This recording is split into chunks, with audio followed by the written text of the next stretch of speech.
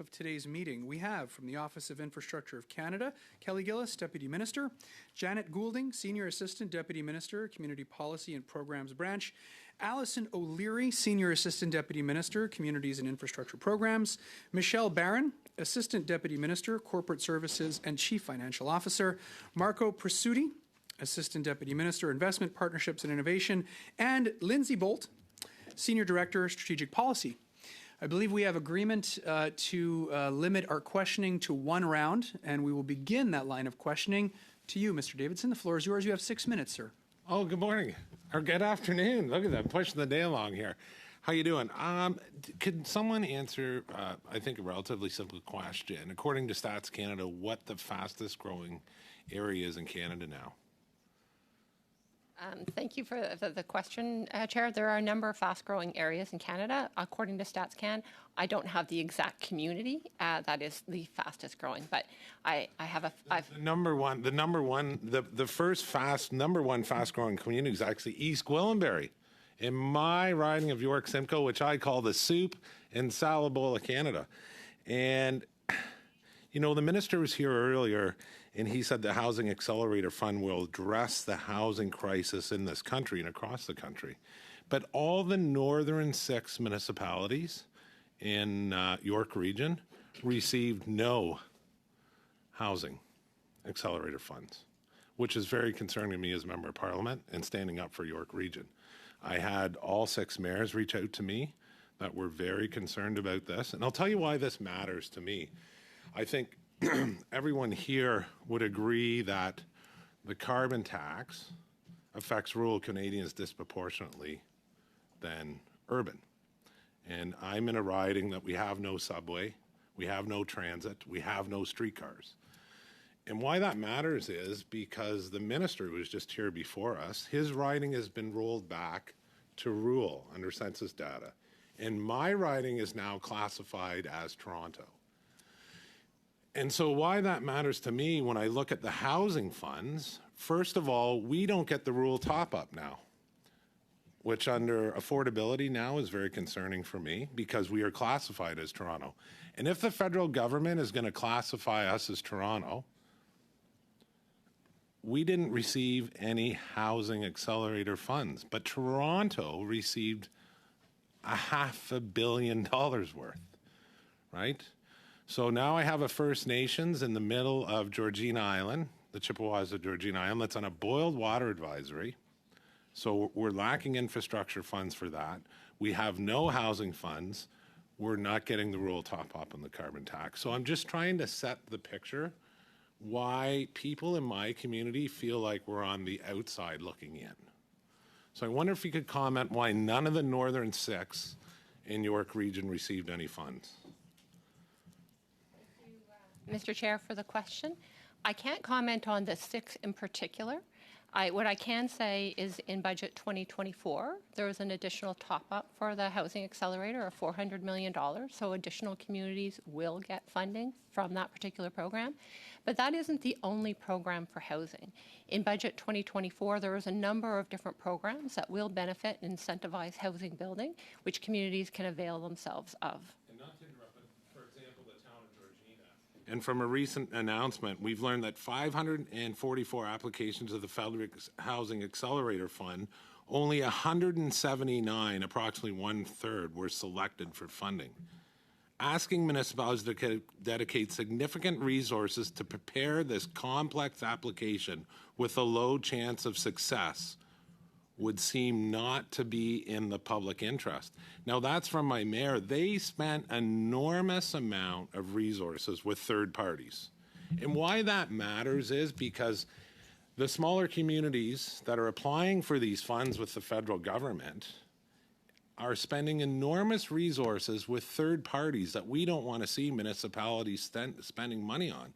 I think the minister talked about fees going up.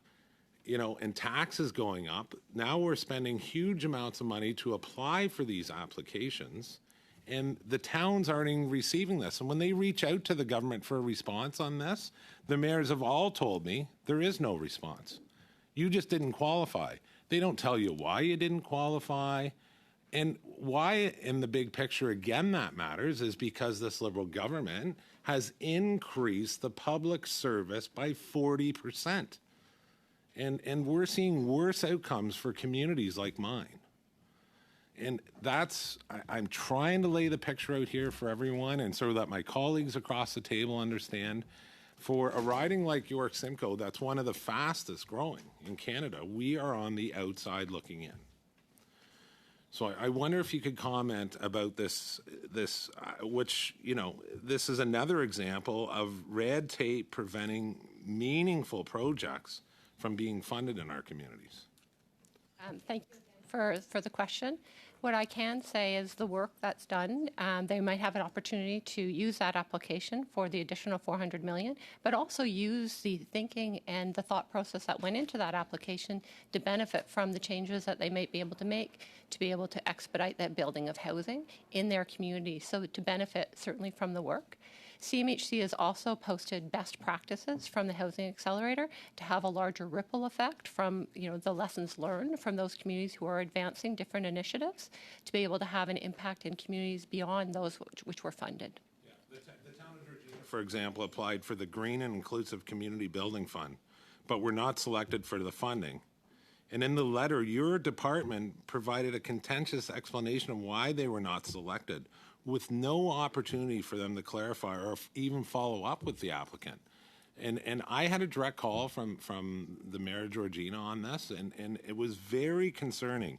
And that they actually spent thousands of dollars on external, again, consultants to provide the necessary energy reports, because this was very involved, as you said, And they were told that this information was not satisfactory as justification for denying the funding. So I'm speaking here on behalf of the residents of Georgina, asking why, again, they were denied on this. They were denied on the Housing Accelerator Fund. Were denied on the rural top-up. I'm trying to show you that urban-rural divide that this government currently doesn't seem to understand. That's becoming very concerning. 15-second response, please. We're over time For already. the Green and Inclusive Buildings Program, again, there was a top-up. Both of these programs were significantly oversubscribed, and that's why there was a $500 million top-up. So that application can be looked at again through the additional funds that were provided in Budget 24. Thank you very much, Deputy Minister Gillis. Next, we have Mr. Rogers. Mr. Rogers, the floor is yours. You have 6 minutes, sir.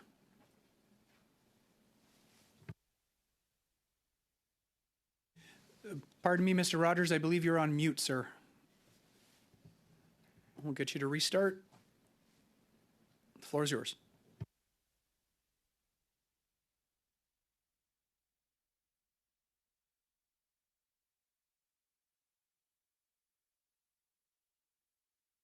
So perhaps, colleagues, if you'll permit me, I'll turn the floor over to Mr. Barcel-Duval pendant qu'on règle les affaires avec Mr. Rogers. Mr. Barcel-Duval. Well, we're getting the technology up and running for Mr. Rogers. Thank you, Chair. I'll be as quickly as possible. In the last federal budget, which was tabled, the Minister spoke about it in his presentation. Objectives to impose a tax on certain lands. Actually, it's a municipal responsibility, but do you have a legal opinion on that, the constitutionality of this kind of measure?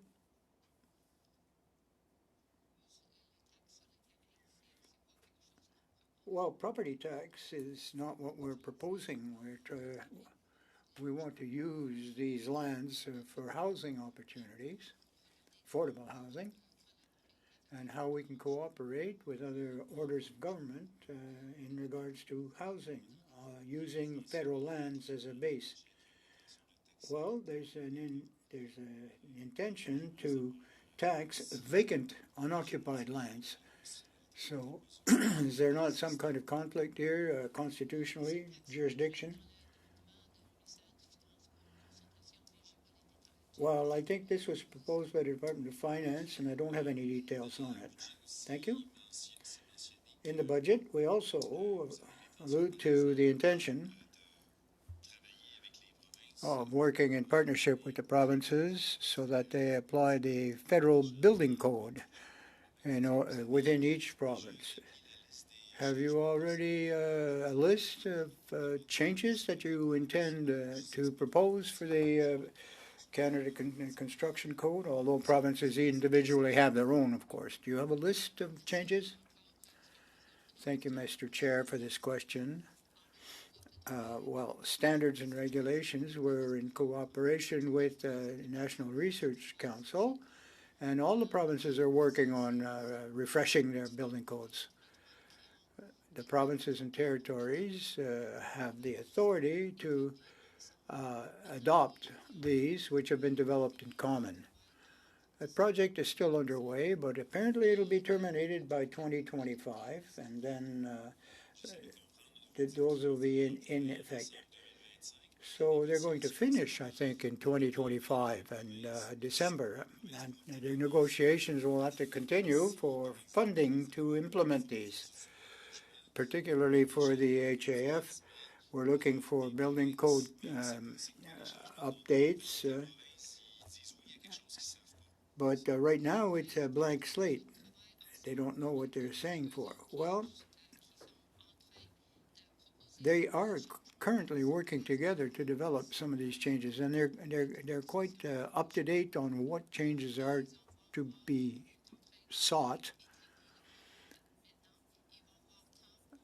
Once the project has been launched, before, of course, these things get legalized, as it were, or 1st of January has been mentioned in the budget.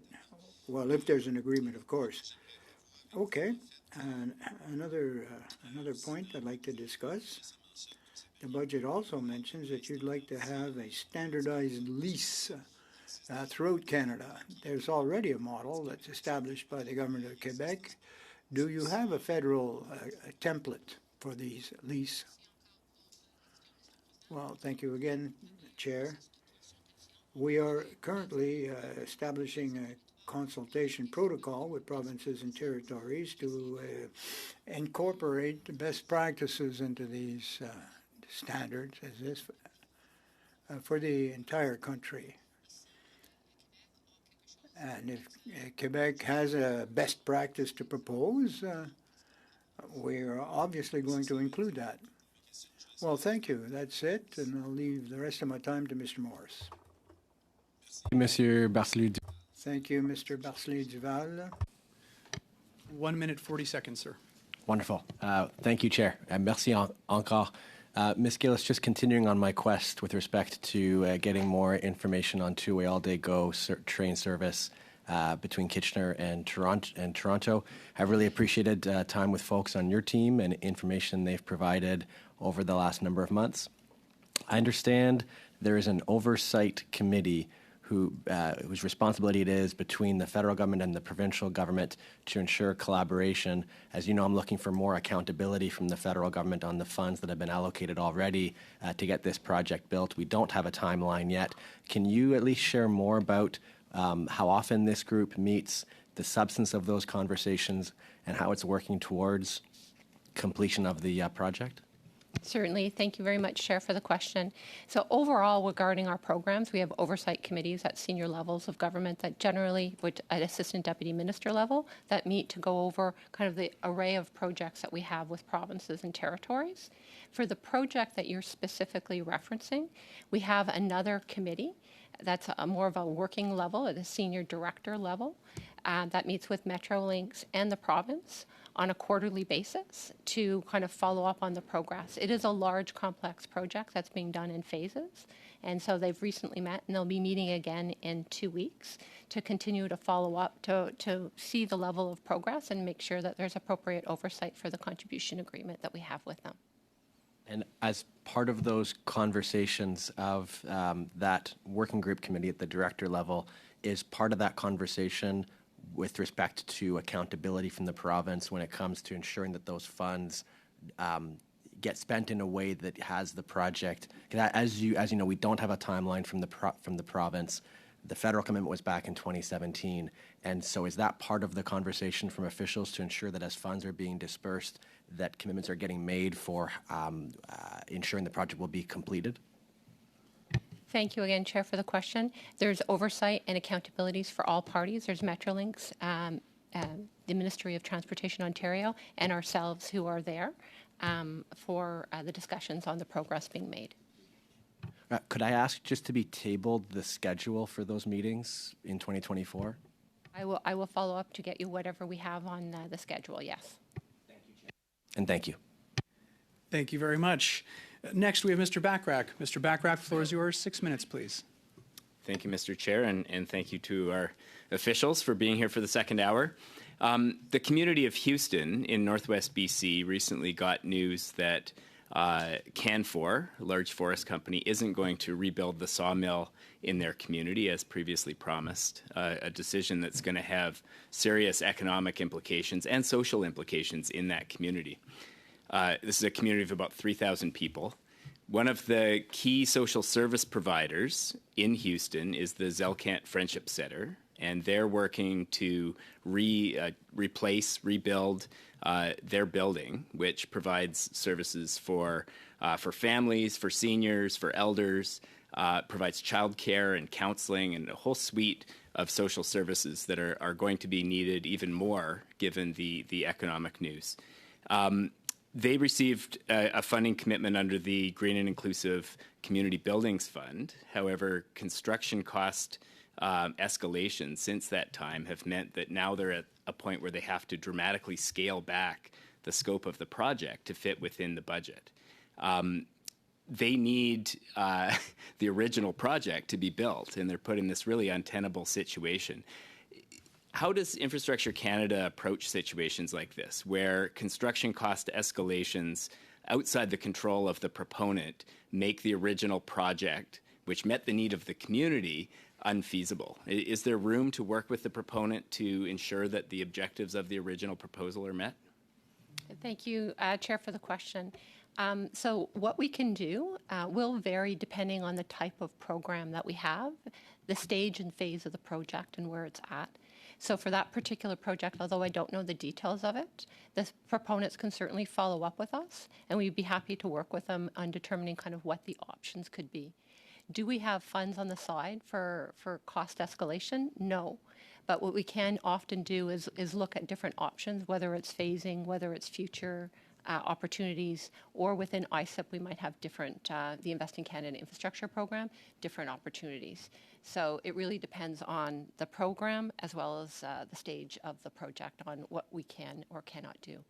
So I'll certainly follow up. This is the Green and Inclusive Community Buildings Fund, and I think this is a situation that many proponents are facing. In this particular small community, the implications for the provision of social services are really important, particularly for the Indigenous population, which is their focus, of course. So I'll follow up with you on that.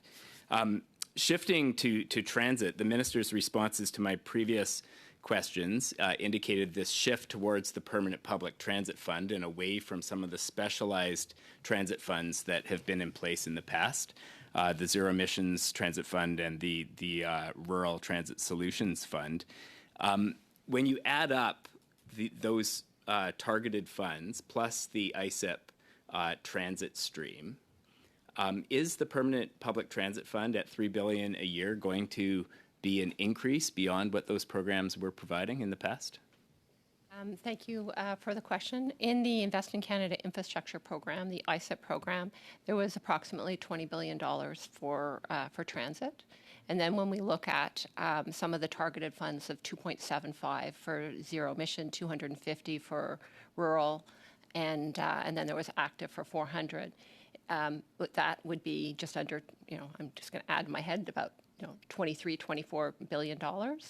10 years of the permanent public transit is $30 billion. So, if you look at over a period of time, that you are, looking at significant investments in permanent public transit. Now, sticking with the transit theme here, I was surprised to learn that the actual transit service capacity across the country has gone down. It's in 2022, the service capacity was 7% lower than in previous years. At a time when billions are being invested in capital, the actual ability of transit authorities to deliver transit services has decreased. How does the federal government view this challenge? Because the idea here is mode shift, getting people out of their cars onto public transit, ensuring people can get to work and get to shopping and get to these trips that they have to do. And yet it seems to really be compromised by the fact that transit authorities can't provide the service with the budgets they're given. What's the role of the federal government in ensuring that those objectives are met? Thank you, Chair, for the question. Investments in public transit, for many reasons that you've already stated, are very important. And we've come out of an unusual time in the country and in the world with the pandemic, where people were not using public transit and were working from home, and there was shifts on kind of the fare box from that period of time.